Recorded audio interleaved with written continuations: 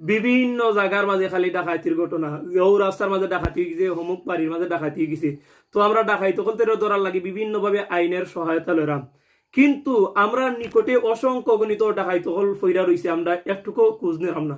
কারণ আমরা সকলে জানি যে বর্তমান মাস রমজানের মাস, কিন্তু এই রমজান মাস আইলে আমরা বাংলাদেশের মাঝে কিছু ব্যবসায়ী নামক ডাকাইত হল তারা জিনিসপত্রের দাম এমন হারে বাড়ায়, মধ্যবিত্তের অবস্থা একবারে কাহিল করিলে। আপনারা অবশ্যই স্ক্রিনের মাঝে দেখরা যে সয়াবিন তেল উদাও কিতার লাগি, কারণ 2 দিন বাদে এই সয়াবিন তেল আরো তারা দামে বিক্রি করবো। সবচেয়ে আশ্চর্য লাগে লেবুর হালি 200 টাকা, কারণ রমজান মাসও মানুষ খুব ক্লান্ত থাকে, ইফতারের সময় লেবু খুব বেশি ব্যবহার করা হয়। সুতরাং এই দিক বিবেচনা করিয়া তারা লেবুর দামও বাড়াই দিছে 200 টাকা হালি। তো আমি প্রশাসনের কাছে আবদার রাখমু যে যারা এই রমজান মাসে কেন্দ্র কইরা জিনিসপত্রের দাম বাড়াইছে তারারেও যেন আইনের আওতায় নিয়া কঠোর শাস্তি দেওয়া হয়, নাইলে তারা যা অবস্থা শুরু করছে কিছুদিন বাদে মধ্যবিত্ত হল কুমদি যাইতো কোনো পথ পাইতো না।